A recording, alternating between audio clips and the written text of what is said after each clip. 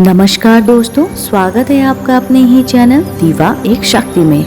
दोस्तों, आज के इस वीडियो में हम बात करने वाले हैं महाकालेश्वर ज्योतिर्लिंग की कहानी। जी हाँ, उज्जैन नगरी में स्थित महाकाल ज्योतिर्लिंग शिव जी का तीसरा ज्योतिर्लिंग कहलाता है। यह एकमात्र ज्योतिर्लिंग है जो कि दक्षिण मुखी है। इस ज्योतिर्लिंग से संबंधित दो कहानियां पुराणों में वर्णित हैं, जो कि इस प्रकार हैं। शिव पुराण में वर्णित कथा, आज हम इसके बारे में जिक्र करेंगे आज की इस वीडियो में। शिव पुराण की कोटि रुद्र संहिता के 16वें अध्याय में तृतीय ज्योतिर्लिंग भगवान महाकाल के संबंध में सूत जी द्वारा जिस कथा को वर्णित किया गया है, उसके अनुसार अमवती नगरी में एक वेद कर्मरत ब्राह्मण रहा करते थे। वे अपने घर में अग्नि तथा स्थापना कर प्रतिदिन अग्निहोत्र करते थे और वैदिक कर्मों के अनुष्ठान में लगे रहते थे। भगवान शंकर के परम भक्त वे ब्राह्मण प्रतिदिन पार्थिव लिंग का निर्माण कर शास्त्र विधि से उनकी पूजा भी करते थे। हमेशा उत्तम ज्ञान को प्राप्त करने में तत्पर उस ब्राह्मण देवता का नाम वेदप्रिय था। वेदप्रिय स्वयं ही शिव जी के अनन्य भक्त थे, जिसके संस्कार के फलस्वरूप उनके शिव पूजा परायण की 4 पुत्र हुए। वे तेजस्वी तथा माता पिता के सद्गुणों के अनुरूप थे। उन चारों पुत्रों के नाम देवप्रिय, प्रिय मेघा, संस्कृत और सुव्रत थे। उन दिनों रत्नमाल पर्वत पर दूषण नाम वाले धर्म विरोधी एक असुर ने वेद, धर्म तथा धर्मात्माओं पर आक्रमण कर दिया। उस असुर को ब्रह्मा से अयजा यानी कि कभी ना हारने का वर मिला था। सबको सताने के बाद अंत में उस असुर ने भारी सेना लेकर अवंती यानी कि उज्जैन के उन पवित्र और कर्मनिष्ठ ब्राह्मणों पर भी चढ़ाई कर दी। उस असुर की आज्ञा से 4 भयानक दैत्य चारों दिशाओं में प्रलय काल की आग के समेत उस चपेट में आ गए। उनके भयंकर उपद्रव से ही शिव जी का विश्वास करने वाले ये ब्राह्मण बंधु भयभीत होने लगे। अवंती नगर के निवासी सभी ब्राह्मण जब उस संकट से परेशान थे, तो ऐसे में वे घबराने लगे। तब उन चारों शिव भक्त भाइयों ने उन्हें आश्वासन देते हुए कहा कि आप लोग भक्तों के हितकारी भगवान शिव पर भरोसा रखिए। इसके बाद वे चारों ब्राह्मण बंधु शिव जी का पूजन कर उनके ही ध्यान में तत्लीन हो गए। सेना सहित दूषण ध्यान मग्न उन ब्राह्मणों के पास पहुंच गया। उन ब्राह्मणों को देखते ही ललकारते हुए बोला और उसने ये चीज बोली कि इन्हें बांधकर मार डालो। वेदप्रिय के उन ब्राह्मण पुत्रों ने उस देव के द्वारा कही गई बात पर कान नहीं दिया और भगवान शिव के ध्यान में मग्न रहे। जब उस दुष्ट दैत्य ने यह समझ लिया कि हमारे डांट डपट से कुछ भी परिणाम नहीं निकलने वाला, तब उन्होंने ब्राह्मणों को मार डालने का निश्चय किया। उनके ज्योति ही उन शिव भक्तों के प्राण लेने हेतु शस्त्र उठाया। त्यों ही उनके द्वारा पूजित उस पार्थिव लिंग की जगह गंभीर आवाल के साथ एक गड्ढा प्रकट हो गया और तत्काल उस गड्ढे से विकट और भयानक यानी कि भयंकर रूपधारी भगवान शिव प्रकट हो गए। दुष्टों का विनाश करने वाले तथा सज्जन पुरुषों के कल्याण करता वे भगवान शिव ही महाकाल के रूप में इस पृथ्वी पर विख्यात हुए। उन्होंने दैत्यों से कहा कि अरे दुष्टों, मुझे जैसे हत्यारे के लिए ही मैं महाकाल बनकर प्रकट हुआ हूँ, तेरी मृत्यु तय है। इस प्रकार धमकाते हुए महाकाल भगवान शिव ने अपने हुंकार मात्र से ही उन दैत्यों को भस्म कर डाला। दूषण की कुछ सेना और भी उन्होंने मार गिराया और कुछ स्वयं ही भाग खड़ी हुई। इस प्रकार परमात्मा शिव ने दूषण नाम दैत्य का वध कर दिया। जिस प्रकार सूर्य के निकलते ही अंधकार छट जाता है, उसी प्रकार भगवान आशुतोष शिव को देखते ही सभी दैत्य सैनिक पलायन कर गए थे। देवताओं ने प्रसन्नतापूर्वक अपनी दंतुबियां यानी कि उन्होंने वहां पे ढोल नगाड़े बजाए और आकाश से फूलों की वर्षा की। उस शिव भक्त ब्राह्मणों पर अति प्रसन्न भगवान शंकर ने उन्हें आश्वासन करते हुए कहा कि मैं महाकाल महेश्वर तुम लोगों पर प्रसन्न हूँ, तुम लोग वर मांगो। महाकालेश्वर की वाणी सुन भक्ति भाव से पूर्ण उन ब्राह्मणों ने हाथ जोड़कर विनम्रता पूर्वक कहा, दुष्टों को दंड देने वाले महाकाल शंभो, आप हम सबको इस संसार सागर से मुक्त कर दें। हे भगवान शिव, आप आम जनता के कल्याण तथा उनकी रक्षा करने के लिए यही हमेशा के लिए विराजित हो जाइए। प्रभु, आप अपने दर्शनार्थी मनुष्य का सदा उद्धार करते रहे हो। भगवान शंकर ने उन ब्राह्मणों को सदित यानी कि उनकी बात मानी और उनको ये वर प्रदान किया और अपने भक्तों की सुरक्षा के लिए उस गड्ढे में स्थित हो गए। उस गड्ढे के चारों ओर की लगभग 3-3 किलोमीटर भूमि लिंग रूपी भगवान शिव की स्थली बनी हुई है। ऐसे भगवान शिव इस पृथ्वी पर महाकालेश्वर के नाम से भी प्रसिद्ध हुए। शिव भक्त राजा चंद्रसेन और बालक की कथा। चलिए, ये दूसरी कहानी है जो कि उसका भी वर्णन मैं आपको इस वीडियो में करने जा रही हूँ। उज्जैनीय नगरी में महान शिव भक्त तथा जितेंद्रिय चंद्रसेन नामक एक राजा थे। उन्होंने शास्त्रों का गंभीर अध्ययन कर उनके शास्त्रों का ज्ञान प्राप्त किया था। उनके सदाचरण से प्रभावित होकर शिव जी के पादर्शों यानी कि गणों में अग्रणी मुख्य मणिभद्र जी राजा चंद्रसेन के मित्र बन गए। मणिभद्र जी एक पाठ सब संभालते थे, बल्कि मणिभद्र जी ने एक बार राजा पर अतिशय प्रसन्न होकर राजा चंद्रसेन को चिंतामणि नामक एक महामणि प्रदान किया। वह महामणि कौतुक यानी कि कौस्तुभ मणि और सूर्य के समान दैदिव्यमान यानी कि चमत्कार थी। वह महामणि देखते ही सुनने का ध्यान करने पर भी वह मनुष्य को निश्चय ही मंगल प्रदान करती थी। राजा चंद्रसेन के गले में अमूल्य चिंतामणि शोभा पा रही थी। यह जानकर सभी राजाओं में उस मणि के प्रति लोभ बढ़ गया। चिंतामणि के लोभ से सभी राजा सुंभित होने लगे। उन राजाओं ने अपनी चतुर्गणी सेना तैयार की और उस चिंतामणि के लोभ में वहां आ धमके। चंद्रसेन के विरुद्ध से सभी राजा एक साथ मिलकर एकत्रित हुए थे और उनके साथ भारी सैन्य बल भी था। उन सभी राजाओं ने आपस में परामर्श करके रणनीति तैयारी की और राजा चंद्रसेन पर आक्रमण कर दिया।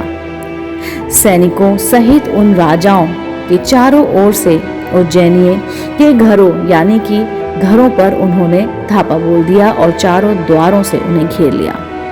अपनी पूरी और चारों ओर से सैनिकों द्वारा घिरी हुई देखकर राजा चंद्रसेन महाकालेश्वर भगवान शिव की शरण में पहुंच गए। वह निश्चल मन से दृढ़ निश्चय के साथ उपवास व्रत लेकर भगवान महाकाल की आराधना में जुट गए थे। उन दिनों उज्जैनी में एक विधवा ग्वालिन रहती थी जिसको इकलौता पुत्र था।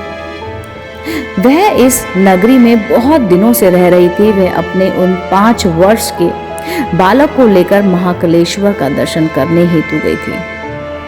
उस बालक ने देखा कि राजा चंद्रसेन वहां बड़ी भक्ति पूर्वक श्रद्धा भक्ति से महाकाल की पूजा कर रहे हैं। राजा के शिव पूजन का महोत्सव उसे बहुत ही आश्चर्य में लगा। उसने पूजन को निहारते हुए भक्ति भाव पूर्वक महाकाल को प्रणाम किया और अपने निवास स्थान पर लौट गई। उस ग्वालिन माता के साथ उसके 5 वर्षीय बालक ने भी महाकाल की पूजा कौतूहल पूर्वक अवलोकन किया और इसलिए घर वापस आकर उसने भी शिव जी का पूजन करने का विचार किया। वह एक सुंदर सा पत्थर ढूंढकर लाया और अपने निवास से कुछ ही दूर पर किसी अन्य के निवास के पास एकांत में रख दिया। उसने अपने मन में निश्चय किया कि उस पत्थर को ही शिवलिंग मान लिया। वह शुद्ध मन से भक्ति पूर्वक, भावपूर्वक, मानसिक रूप से गंध, धूप, नैवेद्य तथा अलंकार आदि जुटाकर उनसे उस शिवलिंग की पूजा की। वह सुंदर सुंदर पत्तों तथा फूलों को बार बार पूजा के बाद उस बालक ने बार बार भगवान के चरणों में मस्तक लगाया। बालक का चित्त भगवान के चरणों से आसक्त था और वह विलीन होकर उनको दंडवत कर रहा था। उसी समय ग्वालिन ने भोजन के लिए अपने पुत्र को प्रेम से बुलाया। उधर उस बालक का मन शिव जी की पूजा में रमा हुआ था, जिसके कारण वह बाहर से बेसुध हो गया। माता द्वारा बार बार बुलाने पर भी बालक को भोजन करने की इच्छा नहीं हुई और वह भोजन करने नहीं गया। तब उसकी माँ स्वयं उठकर वहां आई। माँ ने देखा कि उसका बालक एक पत्थर के सामने आंखें बंद कर कर बैठा हुआ है। वह उसका हाथ पकड़कर बार बार खींचने लगी। इस पर भी वह बालक वहां से नहीं उठा, जिसने उसकी माँ को क्रोध आ गया और उसने उसको खूब पीटा। इस प्रकार खींचने और मारने पीटने पर भी वह बालक वहां से नहीं हटा तो माँ ने उस पत्थर को उठाकर दूर फेंक दिया। बालक द्वारा उस शिवलिंग पर चढ़ाई गई सामग्री को भी उसने नष्ट कर दिया। शिवजी का अनादर देखकर बालक हाय हाय करके रोने लगा। क्रोध में आग बबूला हुई वह ग्वालिन अपने बेटे को डांट फटकार कर पुनः अपने घर में चली गई। जब उस बालक ने देखा कि भगवान शिव जी की पूजा को उसकी माता ने नष्ट कर दिया है, तब वह विकल विकल कर रोने लगा। देव देव महादेव ऐसा पुकारता हुआ वह सहसा बेहोश होकर पृथ्वी पर गिर पड़ा। उसकी आंखों से आंसुओं की झड़ी लगी हुई थी। कुछ देर बाद जब उसे चेतना आई तो उसने अपनी बंद आंखें खोली। उस बालक ने आंखें खोलने के बाद जो दृश्य देखा उससे वह आश्चर्य में पड़ गया। भगवान शिव की कृपा से उस स्थान पर महाकाल का दिव्य मंदिर खड़ा हो गया था। मड़ियों के चमकीले खंभे उस मंदिर की शोभा बढ़ा रहे थे। वहां के भूतल पर स्फटिक मणि जड़ दी गई थी। तपाए गए दमकते हुए स्वर्ण शिखर उस शिवलाय यानी कि शिवालय को सुशोभित कर रहे थे। उस मंदिर के विशाल द्वार, मुख्य द्वार तथा उनके कपाट सुवर्ण यानी कि सोने से बने हुए थे। उस मंदिर के सामने नीलमणि तथा हीरे जड़े हुए थे। उसके चबूतरों पर भी सोना, चांदी और लाखों जवाहरात लगे हुए थे। उस भव्य शिवालय के भीतर मध्य भाग में करुणा वरुणालय यानी कि भूत भाव भोलेनाथ भगवान शिव रत्नमय लिंग प्रतिष्ठित हुआ था। ग्वालिन ने उस बालक ने शिवलिंग को बड़े ही ध्यान पूर्वक देखा। उसके द्वारा चढ़ाई गई सभी पूजा सामग्री उस शिवलिंग पर सुसज्जित हो गई थी। उस शिवलिंग को तथा उस पर उसके ही द्वारा चढ़ाई पूजा सामग्री को देखते देखते वह बालक खड़ा हुआ। उसके मन में ही मन आश्चर्य हुआ और वह बहुत ही खुश हुआ। वह परमानंद सागर में गोते लगाने लगा। इसके बाद तो उसने शिव जी की ढेर सारी स्तुति की और बार बार अपने मस्तक को उनके चरणों में लगाए रखा। इसके बाद जब शाम हो गई तो सूर्यास्त होने पर वह बालक शिवालय से निकलकर बाहर आया और अपने निवास स्थल को गया तो क्या देखता है, उसका निवास देवताओं के राजा इंद्र के समान शोभा पा रहा था। वहां सब कुछ शीघ्र ही सुवर्णमय हो गया था, जिससे वहां की विचित्र शोभा हो गई थी। परम उज्जवल वैभव से सर्वस्व प्रकार हो रहा था। वह बालक सब प्रकार की शोभाओं से संपन्न उस घर के भीतर प्रविष्ट हुआ। उसने देखा कि उसकी माता एक मनोहर पलंग पर सो रही है। उसके अंगों में बहुत बहुमूल्य रत्नों के अलंकार शोभा पा रहे हैं। आश्चर्य और प्रेम में विलीन उस बालक ने अपनी माता को बड़े जोर से उठाया। उसकी माता भी भगवान शिव की कृपा प्राप्त कर चुकी थी। जब उस ग्वालिन को उठकर देखा तो उसने सब कुछ अपूर्व विलक्षण सा देखने को मिला। उसके आनंद का ठिकाना ना रहा। उसने भाव विभोर होकर अपने पुत्र को छाती से लगा लिया। अपने बेटे से शिव के कृपा प्रसाद संपूर्ण वर्णन सुनकर वह ग्वालिन ने राजा चंद्रसेन को सूचित किया। निरंतर भगवान शिव के भजन पूजन में लगे रहने वाले राजा चंद्रसेन अपने नित्य नियम पूरा कर रात्रि के समय पहुंचे। उन्होंने भगवान शंकर को संतुष्ट करने वाले ग्वालिन के पुत्र का वह प्रभाव देखा। उज्जैनियों ने चारों ओर से घेरे कर उन्होंने युद्ध के लिए खड़े उन राजाओं ने भी गुप्तचरों के मुख से प्रातःकाल उस अद्भुत वृत्तांत को सुना। इस विलक्षण घटना को सुनकर सभी नरेश आश्चर्यचकित हो उठे। उस राजा ने यानी कि वहां के सभी राजाओं ने आपस में मिलकर पुनः विचार विमर्श किया। परमसर बातचीत में उन्होंने कहा कि राजा चंद्रसेन महान शिव भक्त हैं, इसलिए इस पर विजय प्राप्त करना अत्यंत कठिन है। यह सभी प्रकार के निर्णय होकर महाकाल की नगरी उज्जैन का पालन पोषण करते हैं। जब इस नगरी का एक छोटा बालक भी ऐसा शिव भक्त हो तो राजा चंद्रसेन का महान शिव भक्त होना स्वाभाविक है। ऐसा राजा के साथ विरोध करने पर हमें निश्चय ही भगवान शिव को क्रोधित कर देंगे। शिव को क्रोध अगर आ गया तो हमारा सब चीज नष्ट हो जाएगा। शिव के क्रोध करने पर तो हम सभी नष्ट हो जाएंगे। इसलिए हमें इस नरेश से दुश्मनी ना करके मेल मिलाप कर लेना चाहिए, जिससे भगवान महेश्वर की कृपा हम पे भी बनी रहेगी। युद्ध के लिए उज्जैन के घेरे उन राजाओं का मन भगवान शिव के प्रभाव से निर्मल हो गया और शुद्ध हृदय से सभी ने हथियार डाल दिए। उनके मन में राजा चंद्रसेन के प्रति बैर भाव निकल गए और उन्होंने महाकलेश्वर पूजन किया। उस समय परम तेजस्वी श्री हनुमान वहां प्रकट हुए। उन्होंने गोपबाल को अपने हृदय से लगाया और राजाओं की ओर देखते हुए कहा, राजाओं, तुम सब लोग तथा अन्य देहधारिणगण भी ध्यान पूर्वक हमारी बातें सुनो। मैं जो बात कहूंगा उससे तुम सब लोगों का कल्याण होगा। उन्होंने बताया कि शरीरधारियों के लिए भगवान शिव से बढ़कर अन्य कोई गति है ही नहीं, अर्थात महेश्वर की कृपा प्राप्ति की मोक्ष का सबसे उत्तम साधन है। यह परम सौभाग्य का विषय है कि इस गोप कुमार ने शिवलिंग का दर्शन किया और उनसे प्रेरणा लेकर स्वयं शिव की पूजा में प्रवृत्त हुए।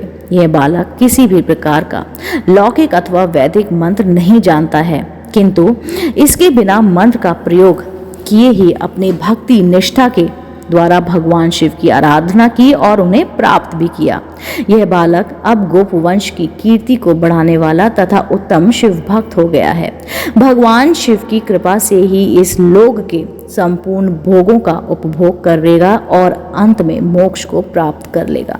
इसी बालक के कुल में इसकी 8वीं पीढ़ी में महायशस्वी नंद उत्पन्न होंगे और उनके यहाँ ही साक्षात नारायण की प्रादुर्भाव यानी कि एक बच्चा पैदा होगा। वह भगवान नारायण ही नंद के रूप में वहां पर प्रकट होंगे, जिनका नाम श्री कृष्ण होगा। यह गोप बालक भी जिस पर कि भगवान शिव की कृपा हुई है, श्रीकर गोप के नाम से विशेष प्रसिद्धि प्राप्त करेगा। शिव की प्रतिदिन वन राजन यानी कि हनुमान जी ने समस्त राजाओं सहित राजा चंद्रसेन को अपनी कृपा दृष्टि से देखा। इसके बाद अतीत प्रसन्नता के साथ उन्होंने गोप बालक श्रीकर को शिव जी की उपासना से संबंध में बताया, पूजा अर्चना की और विधि और आचार व्यवहार भगवान शंकर को विशेष प्रिय हैं, उसे भी श्री हनुमान जी ने विस्तार से बताया।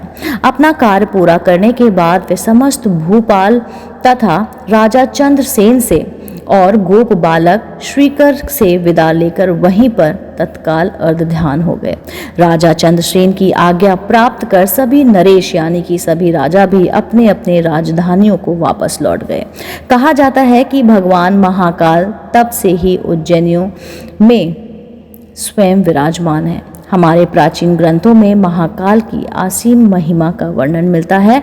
महाकाल साक्षात राजाधिराज देवता माने गए हैं। दोस्तों, ये थी कहानी जो कि महाकलेश्वर ज्योतिर्लिंग की कहानी है। ये दो कहानियाँ काफ़ी ज़्यादा प्रसिद्ध हैं। मुझे उम्मीद है कि आपको ये दोनों कहानियाँ पसंद आई होगी। अगर पसंद आई है तो मेरे चैनल दीवा एक शक्ति को तुरंत लाइक कीजिए, शेयर कीजिए और सब्सक्राइब करना बिल्कुल ना भूलिए। मैं आपको मिलती हूँ जल्दी, तब तक के लिए नमस्कार।